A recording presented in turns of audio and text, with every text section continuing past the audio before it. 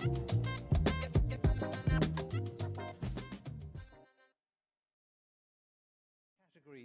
include our first ever winners for the Entertainment Lion for gaming, as well as industry craft, digital craft, film craft, design, entertainment, entertainment for music, and entertainment for sport. Doors open at 6:15. There's likely to be a queue, and the show starts at 7 o'clock. If you're joining the conversation on social media, which we'd like you to do, please use the hashtag CanLion70.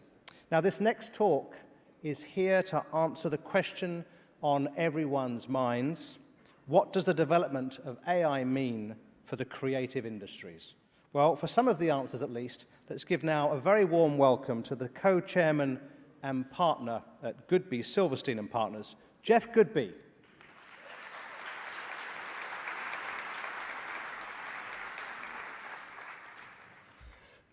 How you doing? Good crowd here. This is nice. So we are going to talk about one of the two topics that everybody's talking about this week. The first one, of course, is screwing something up and dealing with it. And today we're going to talk about AI, which is the other big topic of the week. I'm happy to have someone here who is a principal at probably the most famous company in the world right now, OpenAI.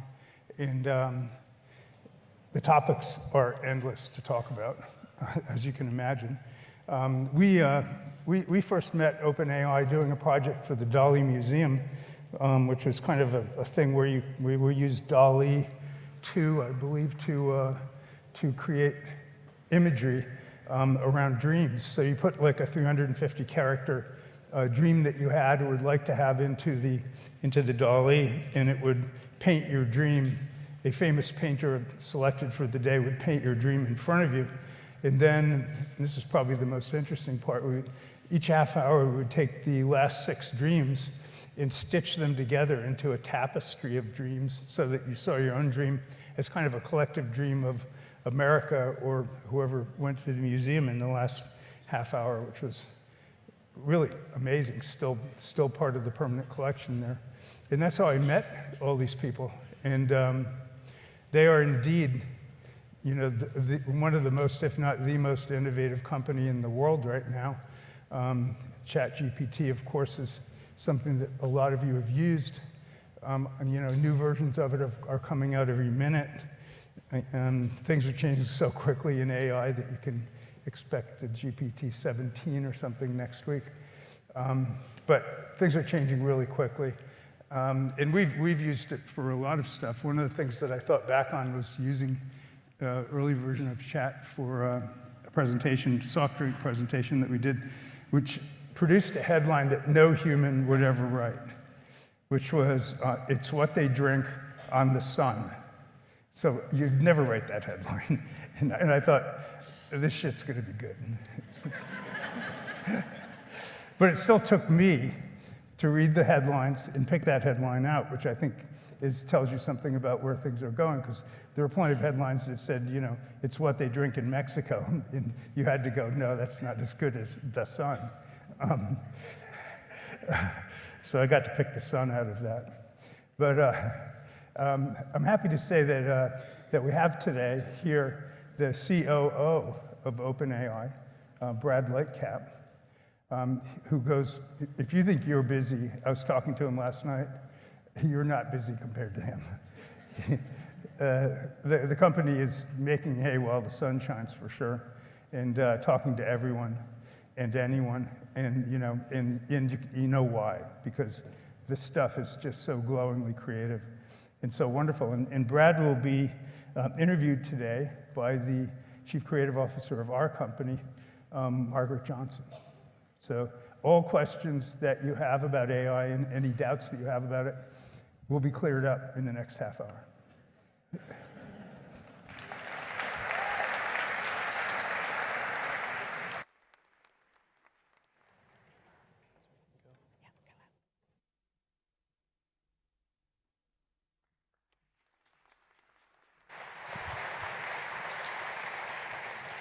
This will be the greatest technology humanity has yet developed.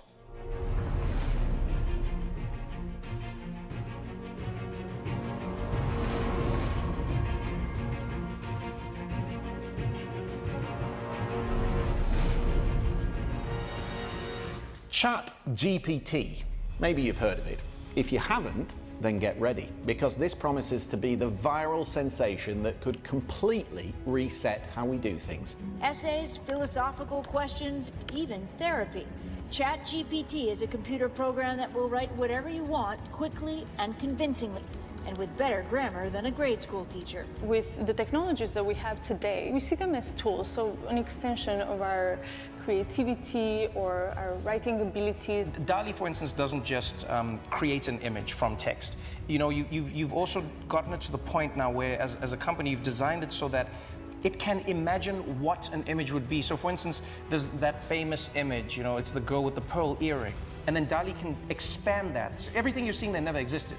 It can assume, it can create, it can inspire. OpenAI saying the latest version of its primary large language model, GPT-4, exhibiting human-level performance on many professional tests. It's going to be the collective power and creativity and will of humanity that figures out what to do with these things.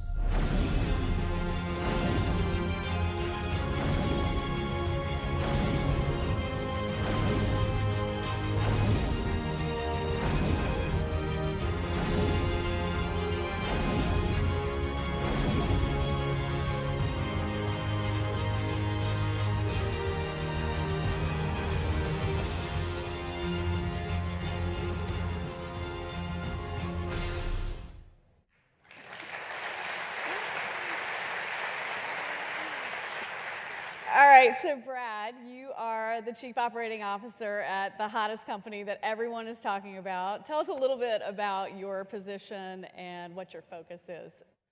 Yeah, also good to see everyone here and great to be in Cannes. So I'm the Chief Operating Officer at OpenAI. Sorry, my voice is going to go here.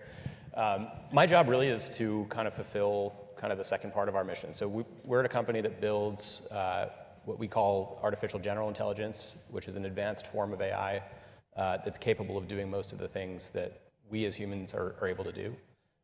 And part of that process is research, part of that process is what we call deployment.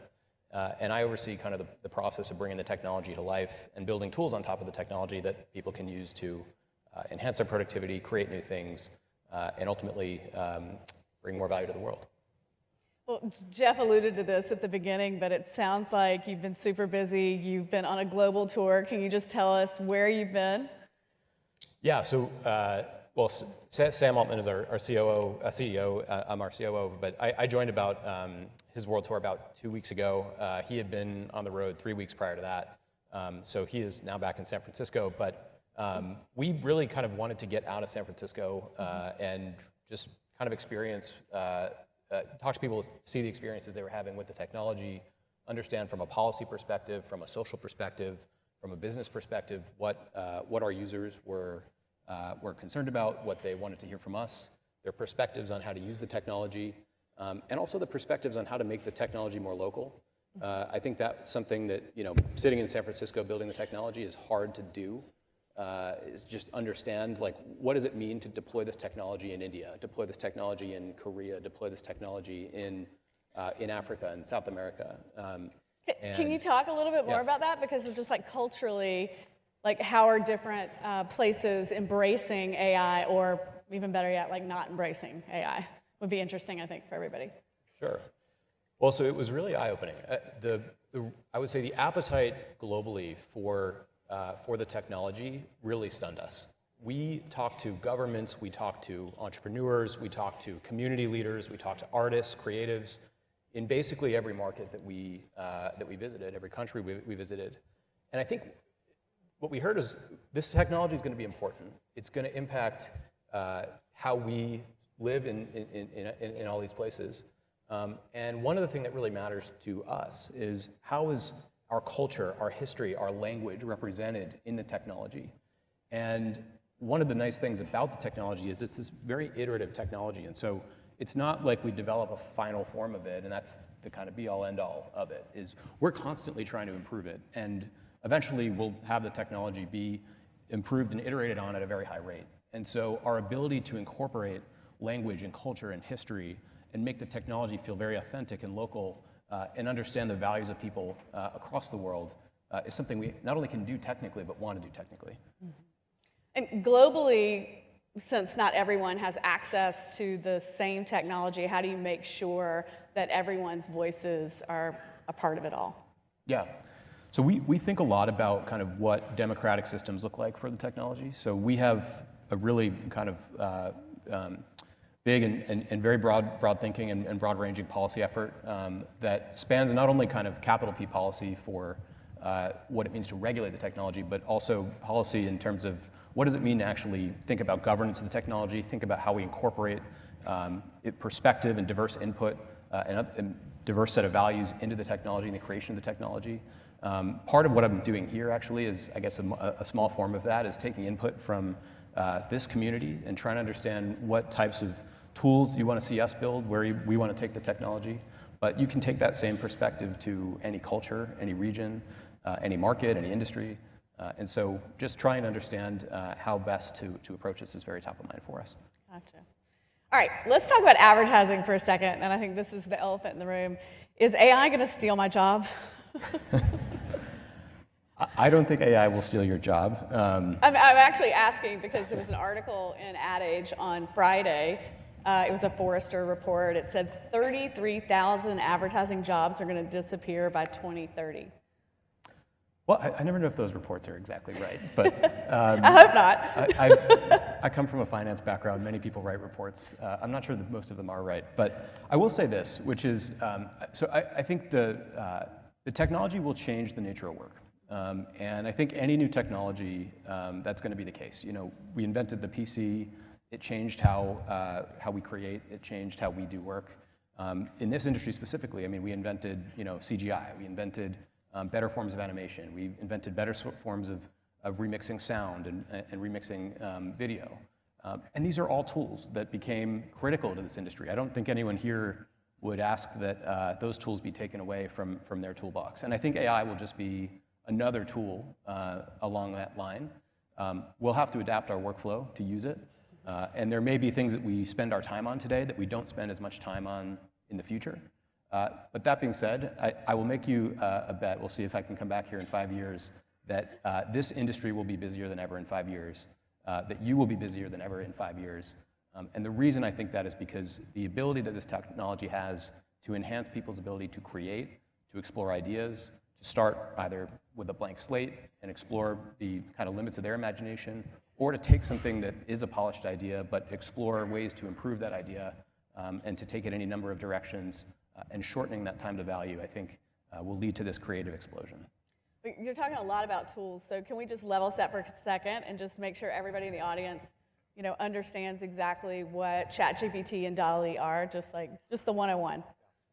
Well, how many people here have used ChatGPT by show of hands? Okay, pretty much everyone. How many people have used DALL-E? Most people, okay. How many people have used DALL-E and ChatGPT? Okay, y'all get bonuses. I won't belabor kind of what exactly the technology is. High level, ChatGPT is a language model trained for dialogue. And then DALL-E is really kind of a very similar model, but trained to take a text input and produce an image output. These tools have become, I think, really important to this industry. And I think I kind of look at it as two ways, principally, that I've heard of. So one is, like I said, starting with that blank slate problem. So you're staring at a blank piece of paper, and you're trying to think about how do you write copy for something that would otherwise be kind of rate limited by just your ability to kind of generate like new ideas. And it turns out you can actually just prompt the model, and it'll create something for you. And really, like I said, the limiter is your imagination. You can kind of tell it, create a Cheetos campaign in the style of William Shakespeare, and it'll come up and do that. And that's pretty remarkable. And not only can you do that, but you can do it across 100 different types of authors, right, and 100 different types of writing styles. So, but should we be thinking of these tools as creative entities, or do they actually need humans to be creative? Yeah, I think they still fundamentally need humans to be creative. I think, at the end of the day, humans are the guide of the technology. And it starts with the human imagination. It starts with our input to the technology. What do you want it to do for you? And then on the other side, it's once the models produce an asset, it's what do I want to do with that asset? And how do I want to change and alter this thing and make it useful for a final product? So then at the end of the day, are we just all going to be competing for like who can write the best prompts, and will success be defined by like who knows the most about art or culture or lenses or cinematography? I don't think we'll be competing for who can write the best prompts. I do think your second point is an interesting one, though, which is I think the ability now to kind of fuse different disciplines is just dramatically enhanced. And so one example I have of this is there was an artist that did a show in New York, Bennett Miller, who's is a photographer, he's a director, does a bunch of things, but he had this amazing show that he did all entirely built on DALL-E, where he basically kind of captured the ethos, style, of kind of the late 1800s, early 1900s in photographs. Mm-hmm. And what he told me is, I was like, how much time did you spend doing this? And what he said is, I spent a lot of time with the prompting, but once I got the gist of that, where I ended up spending my time actually was really studying the history of imagery in that era. And what I wanted to do is kind of have this, my creative process was to fuse what would be kind of authentic imagery in that era, and understanding what made imagery authentic in that era with something that was new and something you wouldn't have seen looking at imagery in that era, but not being able to kind of know really kind of like, am I looking at something that was actually authentic to that era, or there's something kind of slightly off about this that makes me realize it's not quite true to that era. And I thought creatively it was remarkable. Like some of these images were just absolutely stunning. And the show now I think is coming to LA soon if anyone lives there. But yeah, amazing. If we're all using these same creativity enhancing tools, then what keeps the work from being homogenized, and like where's originality in all this? Yeah, so I think originality is really going to be in kind of the breadth of what can get created. If you kind of think of what we're rate limited by now, right? It's our time, it's resources, it's budgets, and so now if you can somewhat reduce the barrier to entry, if you can reduce the inputs to the creative process, you get this kind of proliferation of outputs, and you can explore this idea maze that's just much wider. And so I would kind of take the other side of the bet, which is I think that what we'll see is the number of possibilities we can explore just widen up that much. And so you actually get this massive kind of diversification of the things that we can see. Because all of a sudden now it doesn't take as many resources to go see what that image or that storyboard or that picture might look like of something that would otherwise be ridiculous. But now you can actually see it high quality, and it gets you kind of thinking, okay, what if we go explore this idea? It really does supercharge your creativity in a way. You mentioned this before, but one of the things I'm also seeing is that it's just great at getting creatives unstuck, right? Like the blank page problem that you mentioned, part of the most terrifying part is just getting started on a project. And then once you have a big idea, enhancing that idea with AI has just been incredible. On Cheetos, it's funny, we have a campaign that's going on called Hands Free, and it's all about we call it Cheetle, but if you have Cheeto dust on your fingers, you don't have use of your hands anymore.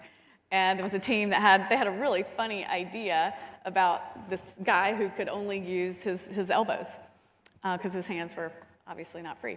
And we put into ChatGPT, okay, what are just funny things you could do with your elbows if you didn't have use for your hands? And one of the first things that came back was eat spaghetti, which I thought was really funny. Visually, that's a hilarious thing. I can't do that for what it's worth. And then there was a laundry list of other things that were not very good, right? But I guess my point is that it creatively kind of sets you off in a direction that you may not have gone to before. So AI kind of becomes this thought partner, which I think is pretty awesome. Yeah.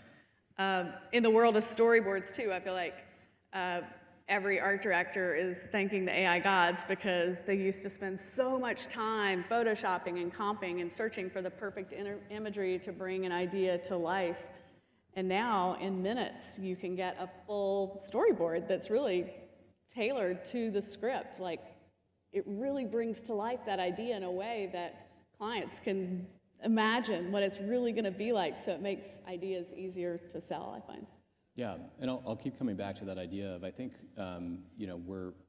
we are just rate limited by our tools, and the more we can create tools that either expand our ability to create or shorten the time to value to get through the creative process and get to the kind of end state of ideas that we want to explore, I would bet that there's just this explosion of creativity that follows.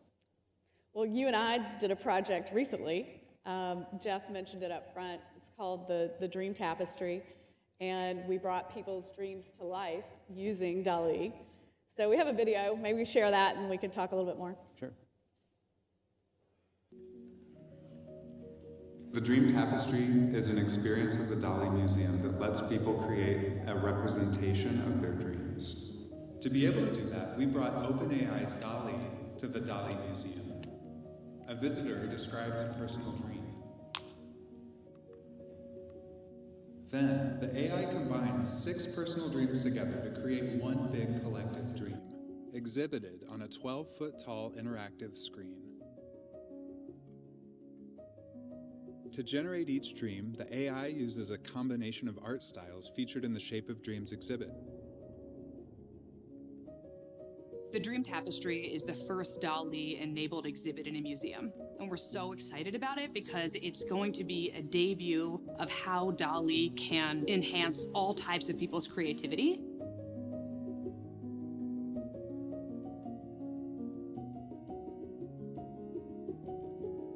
It's really awesome, you know, you can kind of peer into everybody's mind a little. I think I got it spot on. Yep. A great canvas that we can all share our experiences on, our dreams. Kind of speechless. When people look back on the things that are created in this project, it's going to be a snapshot of what creativity and AI and dreams mean right now.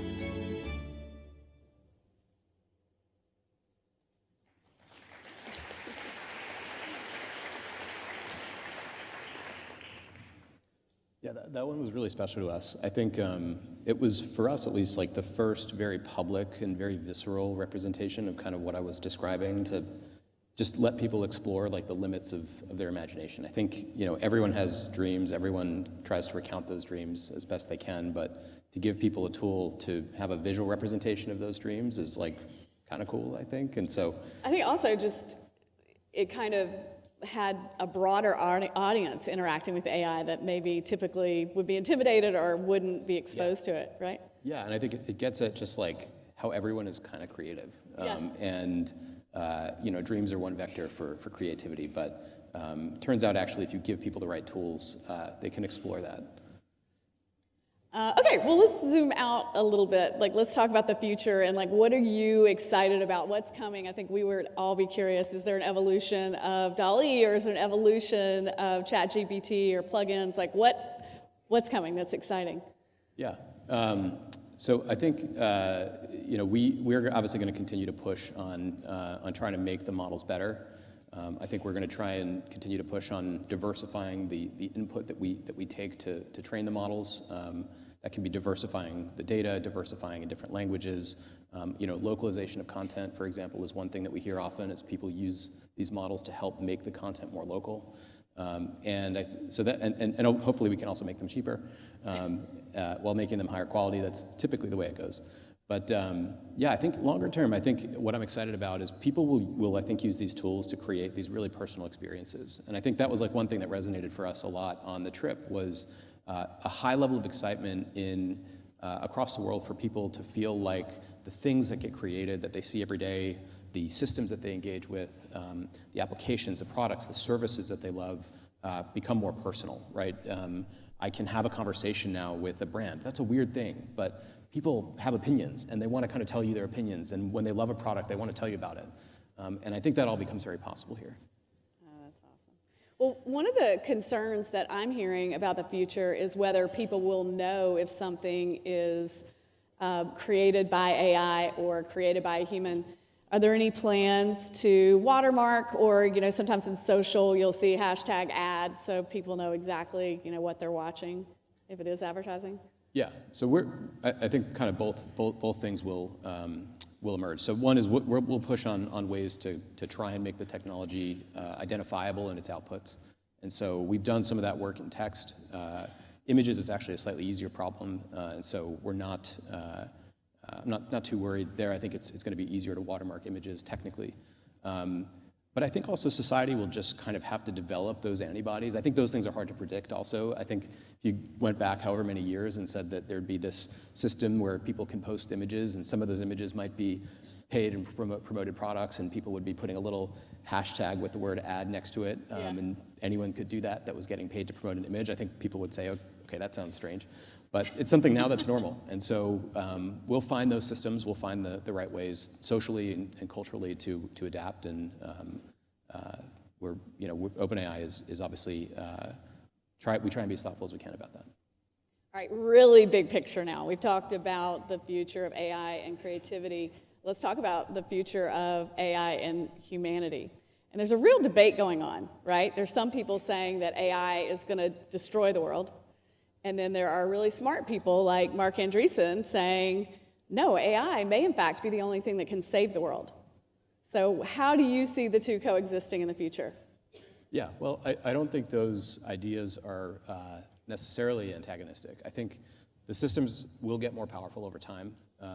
And so really it's on us to develop those systems responsibly. I think one of the big things that we do at OpenAI, and it's actually encoded into our structure, is an emphasis on what we call safety and alignment. And so as the systems are able to go off and take on greater kind of swaths of any given workflow and have more kind of total autonomy that they're endowed with, how do you actually make sure that the systems know the limits of what they're capable of doing and are able to come back and check with you to make sure, hey, I'm going to go through this thing and I'm not quite sure what you meant. Could you clarify what you meant? I think that's going to be a problem that we focus on a lot in the next few years. But broadly, we're extremely optimistic. I think if we can get that right, the sky's the limit for the type of thing that these systems can be assistive in. And when I say that, I don't mean that they'll make copywriting better and incrementally better, or that they'll necessarily make any given thing incrementally better. I really mean that I think it's possible that they can help us find cures for cancer. I think it's possible they can help us solve climate change. They're going to be really, really powerful systems that can go off and think and discover new science. And if we can get to that point, I think that's OpenAI's mission. That's what we wake up every day and come to work to do. And we think that's the promise these systems hold. Wow, so it's kind of like it's not only supercharging creativity, but it's supercharging the world in a way. Yeah, I think so. And I think, what really these systems are representations of human knowledge. And there's a quote I love that it's from Pharrell, actually. And it's unused knowledge is a sin. And if you think about it, there's a lot of latent knowledge in the world, right? We've actually discovered a lot as a species. And it's kind of just sitting out there, and increasingly it takes kind of higher and higher levels and forms of intelligence to go access all that knowledge and put it together to create new things and discover new science. And I think these tools will be assistive in that regard. And if we can get it right, we'll focus on where the risks are. There's risks, no doubt, but that's what we're excited about. You promise you're going to focus on those risks? We promise. It's what we do. All right, Brad, thanks so much for having this conversation with us today. Really appreciate it. Many thanks indeed, Brad Lightcap, Margaret Johnson, and of course many thanks to Jeff Goodby for bringing them along today. Many thanks. Big round of applause, please, ladies and gentlemen. And also a bit of recognition for Jack.